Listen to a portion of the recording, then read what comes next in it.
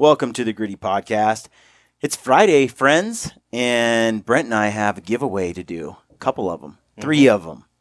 We're giving away a Yeti Rambler, giving away some Valkyrie Broadheads, and some Ignite. Okay, so let's start with the Rambler. Your comments are here. This is the Rambler video. Brent, here we go. Scroll back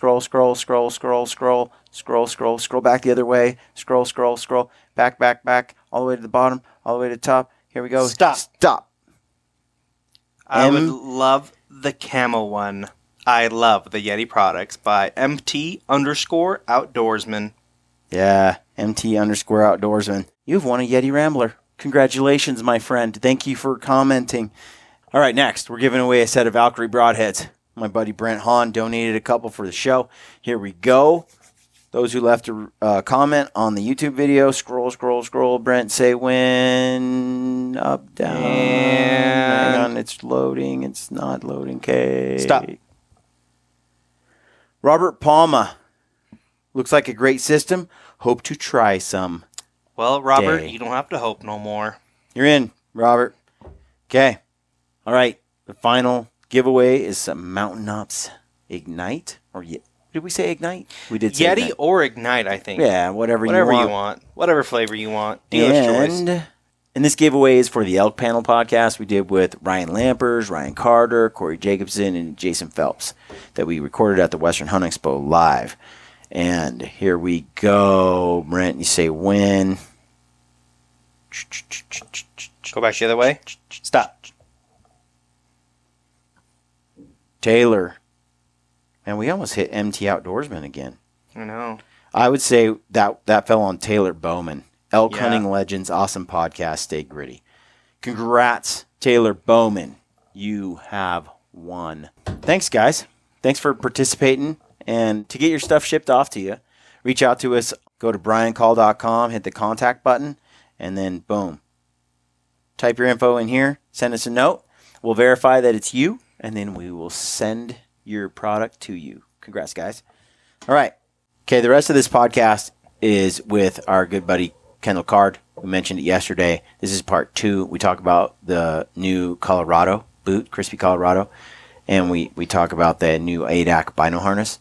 The Crispi boots I have put to use. I've been climbing the mountains here in the Wasatch by the house for a while. I still have to wear them a bit longer, but as I mentioned, they're really stiff. There are people out there who love stiff boots, and I'd say about half the office in here is into stiff boots, and some of us less stiff.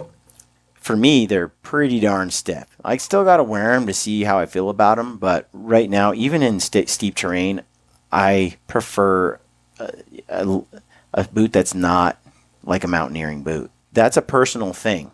The boot is built the way it's supposed to be built, and it's going to satisfy a lot of people out there that have been looking for this boot. I will continue to wear it, test it, use it, and share my thoughts on it.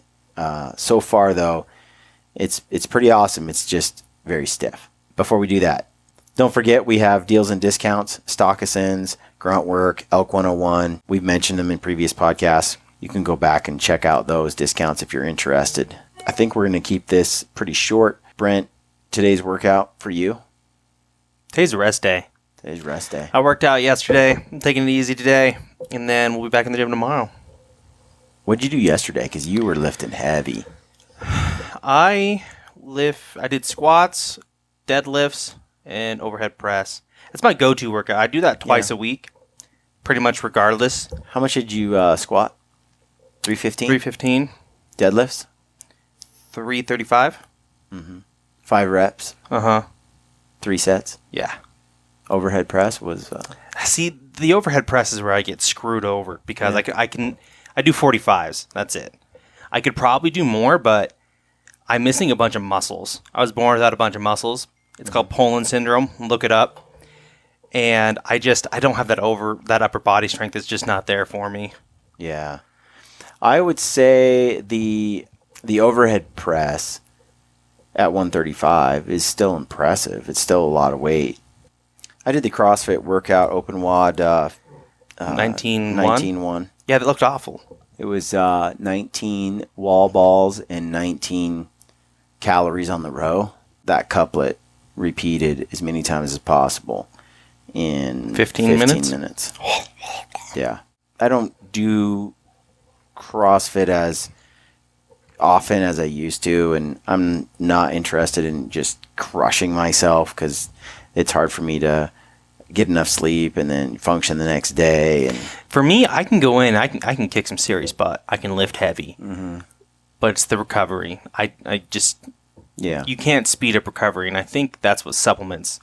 If I have the right supplements I'm taking and stuff, then my recovery is a lot faster, but recovery is just not something that can really speed up a whole lot. Yeah, I've had my, as I've mentioned in previous podcasts, I've had my testosterone and other hormone levels all checked and looked at.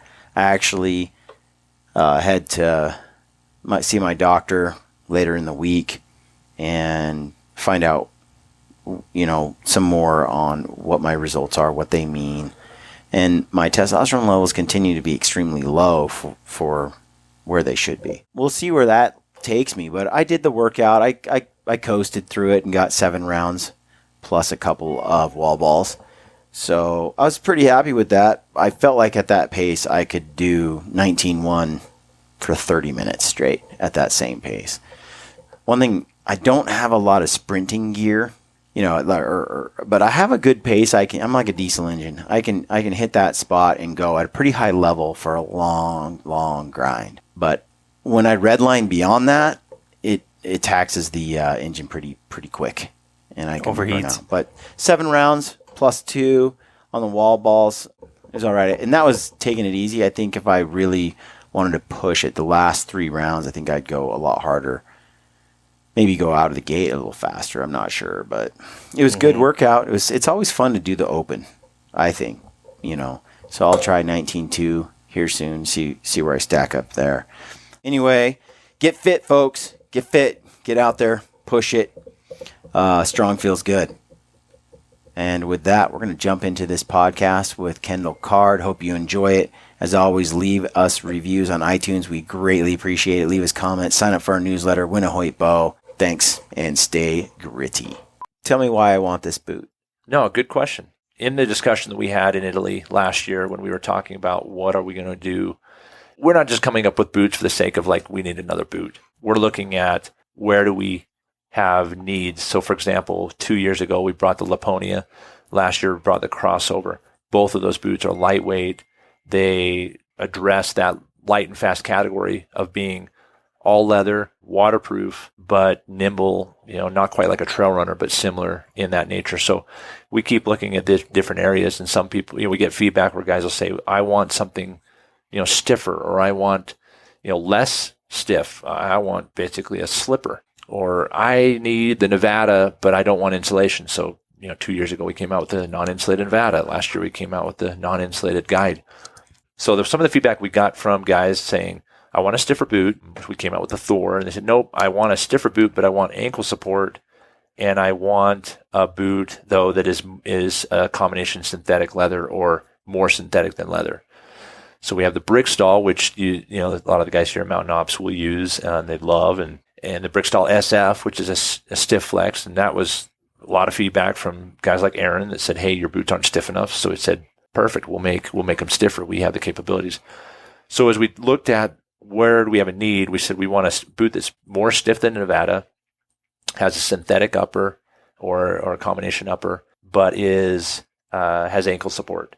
So rather than reinvent the wheel, we essentially took the upper of the Summit, changed the coloration and styling, added the ABSS, which is our ankle bone support system, and that's that memory type foam that encompasses the ankle area. So as you lace it up, it conforms to your ankle, and outside of the leg of the boot, it creates additional support, so you have less propensity to roll your ankle, for example.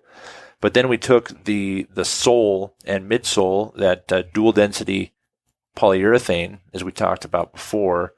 The Summit has an EVA dual density, so we took a little bit more cushioning midsole and Vibram sole, and then added a little bit of stiffness on top of what the Summit or Nevada is. So the Colorado is really this this combination of a bunch of different needs that people described.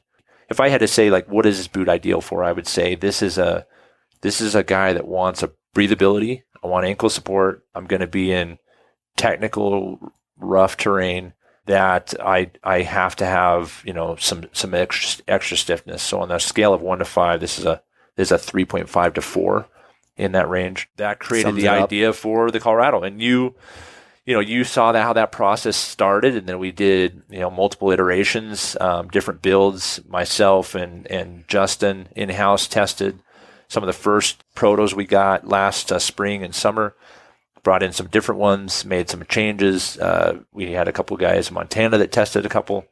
Yeah, pretty cool. I think this is going to reach a group of guys that are pretty psyched on, I go in goat country, or I'm in real technical, mule deer or elk country, but my feet run hot and I don't want a 10-inch boot. I want to feel nimble, but I need extra ankle support. Yeah, it's a sweet combination. And it looks good. I have to say, like, the feedback we've gotten so far is that on the shelf and at the shows, guys are saying that's a good looking boot. I want to get my hands on that. I'm excited to put it to use. We're pretty stoked. I feel like it's the ideal for a lot of what I do. And like I said, I like the Summit, but I like that this has just got a few tweaks to it that are what I'd like to see in the Summit. Yeah. But it's just in a new boot. And there might be some guys that say, well, why should I buy the Summit if this is like on steroids? And reasons being is Summit's lighter weight. It's a little more flexible in the upper. It still is it's an exceptional boot. It's one of our best sellers. And a guy that's running desert country or wants to be a little bit quicker and fast, less of a mountain type feel, but it's still a solid boot. The Summit's actually going to excel over the Colorado. Very cool. But yeah, it's a cool boot, and yeah, it's kind of fun to know that you named it. So I know. So I got to start wearing it now. Where I'm going to call it the gritty Colorado boot. So let's talk about this harness. I mean, on the boots, I'm going to try them out. I'll keep you posted on all the stuff we've talked about. For sure. Keep the audience posted on the boots and what I think about them. On this harness, tell me about tell me why I should buy this harness. Tell me that. Because there's so many of them on the market, Absolutely. And here you have this here's number 50 on the market, but this one has some pretty neat features, so tell me about that. Yeah, super good question. Does the world need yet another vinyl harness? The answer is probably no, but to some needs and particular uses, the answer is yes. This product, it's called Adak. The brand name comes from there's an island in the Aleutian Islands called Adak, and it's all the way when the Aleutians kind of dip. It's the most southern city in all of Alaska, or town. It's really more of a ghost town these days. It has some really pretty cool, rich World War II history. It was where some of the battles against the Japanese on American soil were staged from Adak, and there was a big military base there, McDonald's, and the whole works. They got a military base, McDonald's. I'm there. The post office. But anymore, it's basically gone. So in the late 40s and 50s, following World War II, they brought in caribou onto Adak as a food source. Wow! And so now these days, it's just a destination for guys to hunt caribou. Nothing super trophy size, but great place to go. Yeah, I was introduced to the name from a good friend of mine that used to climb and ski mountaineer with, who invited me to go to Adak. I didn't end up going on the hunt, but I thought the name was cool and it had some meaningful. So that's where the name comes from. So what's this material made out of? So this is made a little different than most of the harnesses I've. Yeah, different? How would you describe? It's quiet, right? It's super quiet. It feels kind of like foamy, but still quiet. I don't know how to describe it. It's definitely not. It's different. Not the typical fabric. So yeah. By sort design, of like sweatpants / yoga pants. Sweatpants meet slacks. It's really yoga pants. It's a soft shell material. It's a polyester synthetic material that has a fleece backer in certain areas. Other areas it doesn't have a fleece backer. So let me tell you a little bit about how this came about and why we use this product. James Yates, who's the mind behind this product, he was creating a rangefinder pocket, and it started really as a rangefinder pocket that he could put universally attached to any other bino harness. And the purpose is that a lot of times we fumble with our rangefinder pocket, or we're trying to get at it, or you can't keep your eye, especially as a bow hunter, you can't keep your eye on your target if you're 60 yards out and simply both protect as well as reach down and grab your rangefind, put it back into whatever pocket you're utilizing, whether it's your pant pocket or whatever, draw and execute your shot. That was the challenge that he faced. So he basically on his kitchen table designed this rangefinder pocket and said, hey, I'm going to create something that I can universally attach to any bino harness, but that I can single hand operate, a hood system that would come down, lift up, open, grab his rangefinder, put that back down, and he can opt to close single handed like this, or leave it open and then execute his shot. And he really, said he felt passionate about this, that he feels like it allowed him to take a couple of very nice animals. Absolutely. Like I'm so irritated by some of these setups where, I use the Leupold pocket that came with my Leupold rangefinder, right? But it squeezes the elastic. Okay. It's got the elastic stuff on there, and that elastic squeezes like the Vortex one, it's got elastic on the side. Exactly. It basically sandwiched that super tight. So it's super tight, and so you're like jamming your hands in there, and then you're pulling it out, and then when you go to put it back, you're kind of trying to jam it back in. You have to kind of wedge it down. Yeah. Or some of the pockets have a hood on it coming forward that you have to lift up to pull out. Right. And then you can't just grab it by like the tether and pull it out of this ones that squeeze it. It's holding on to it. Sure.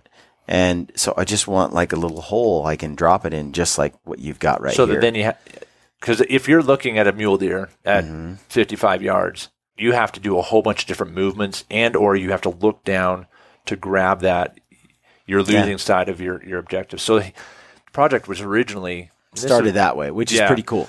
And James invited me to collaborate with him, and we have another guy that started producing prototypes for us here in the U.S. He's a super skilled guy, and he's a gear geek like me and like James. There's a little more to the backstory in that James was talking to other people in the industry, but he ended up saying, "Hey, I want to work with you guys," and he and I have a little bit of history running into each other in the mountains.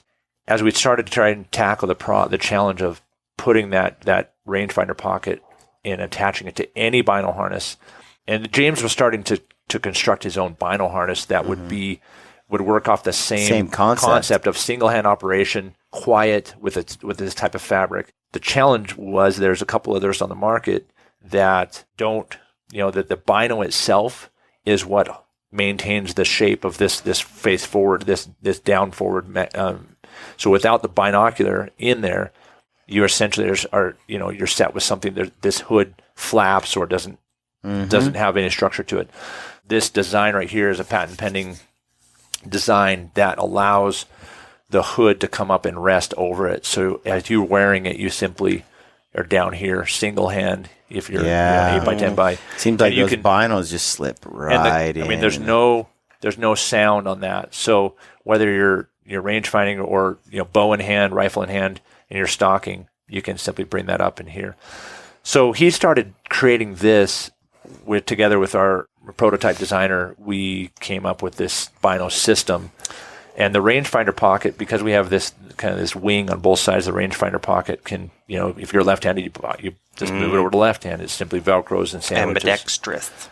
Back to the material, we utilize essentially a soft shell type fabric, DWR treated, that has fleece backer in certain strategic locations. Other locations it doesn't, to reduce bulk.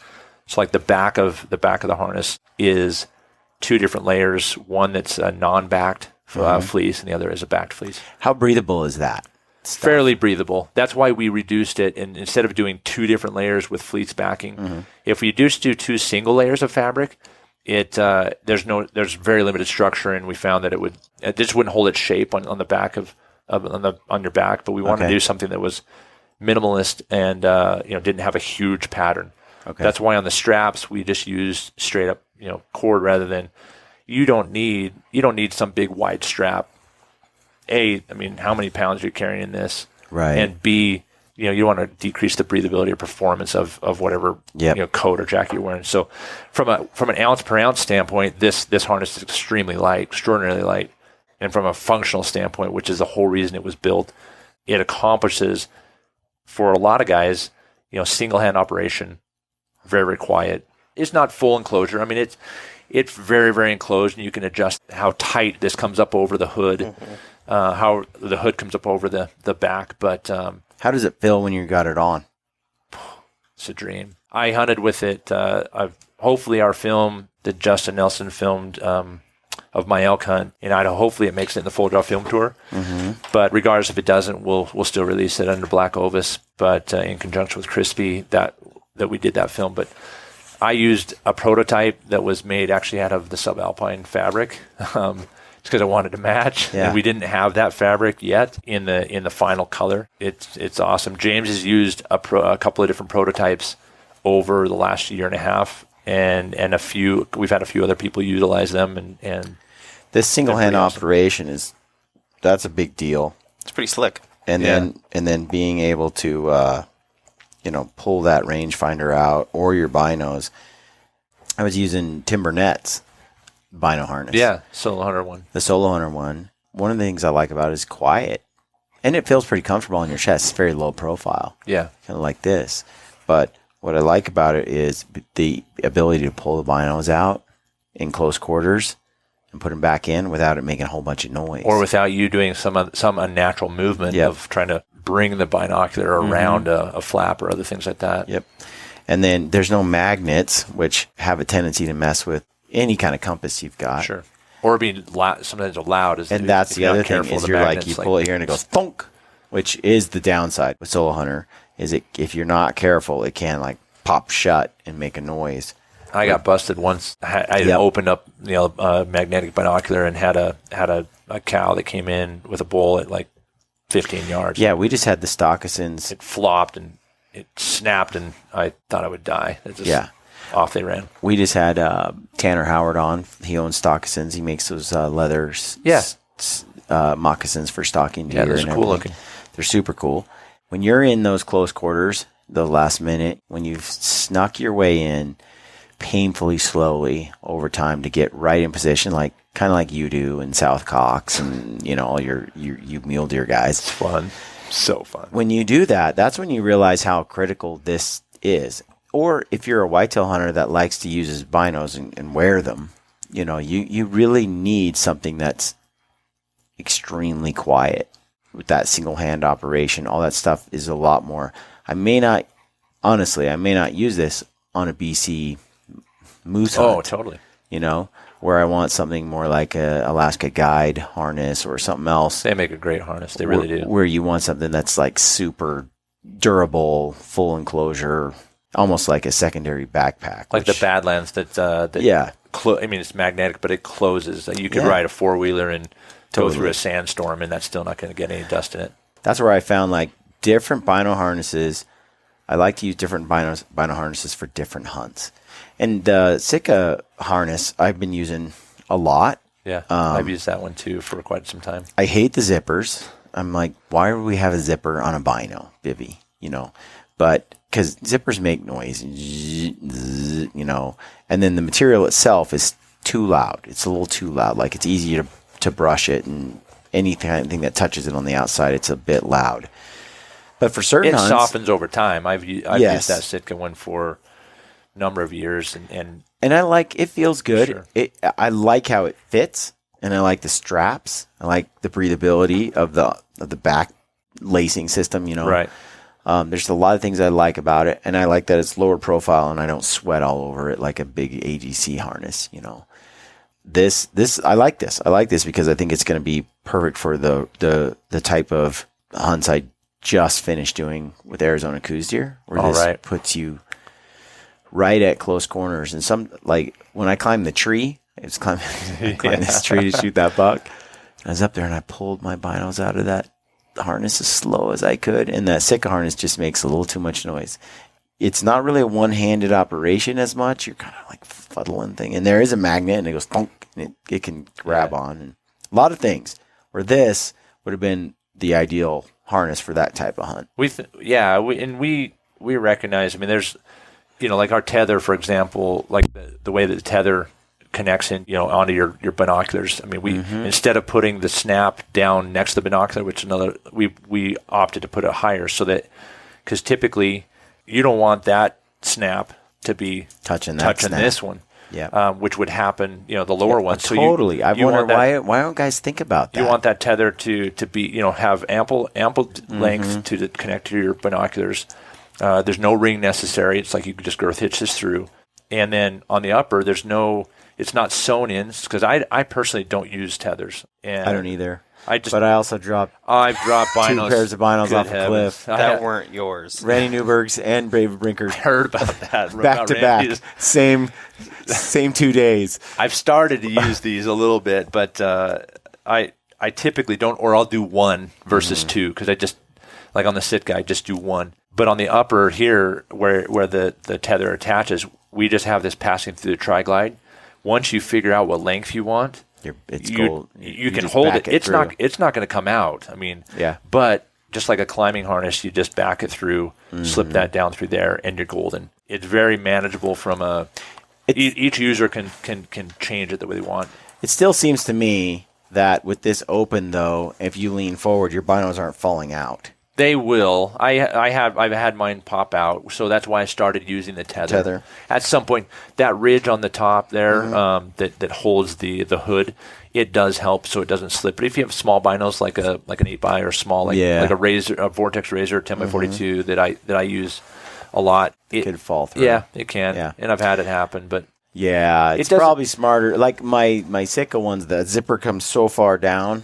That's what caught me was. The zipper was all the way down, and then when I leaned forward, not very much, just a tiny bit, and they just whoop. And the tether that they have is so long. I've had mine bounce off the ground. Like I'll lean over, it's like, yeah. I'm like, that didn't do what it's supposed to do. But this may not be ideal for every single use or every single person. Honestly, James had a passion for this project. I said, honestly, I told him, I said, you can go build this with anyone, seriously. And I'm flattered that you would like to entrust your idea with us. And he went for it. Yeah, and he said, hey, I'd love to do, you're the kind of guys I'd love to do that with. And so it's been a 2-year project. We tried to produce it here in the United States, kind of hit some roadblocks and some challenges. And so ultimately we produced this in Vietnam. So you've got a little bit of pouch here, little pockets, a little bit. Yeah. They're a little tight there. They are a little snug, and I would say that's probably one improvement we'll make in V2. Mm-hmm. It's meant to be aesthetically, you don't want to lose things. Aesthetically a little nicer than just a single side piece.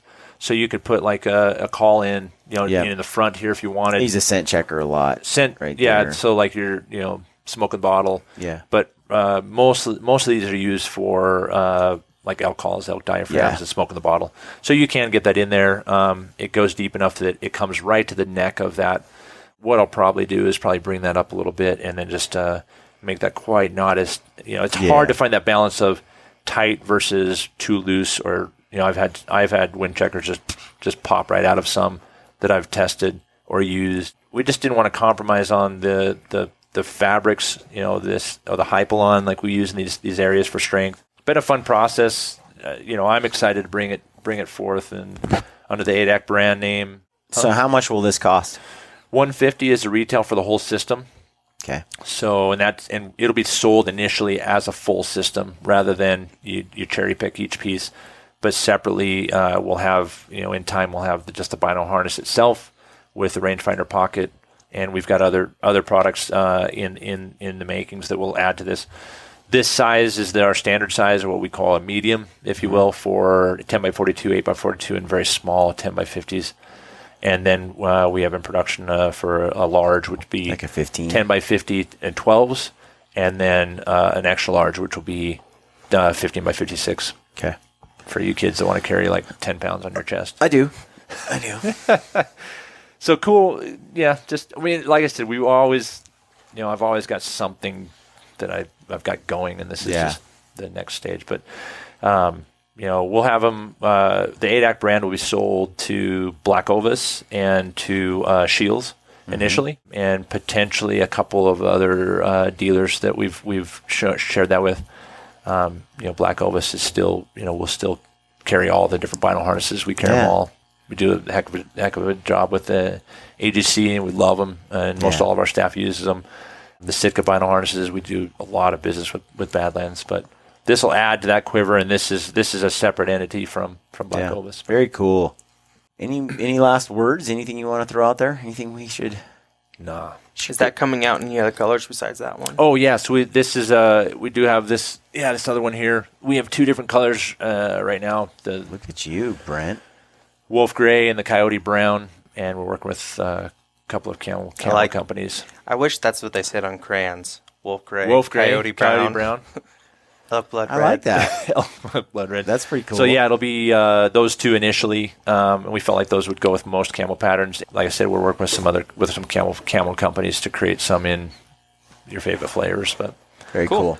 I'm psyched to be on. It's good to chat with you, and we don't hang out as enough. always good time with Kendal Card. I'll miss you in Italy this year. Say hi to the family. Getting gelato and I am jealous. Yeah, come up. You need to come up to the house and do pull-ups with me and the boys. Yeah. That was a fun night. Got to hang with the Kendal Card family.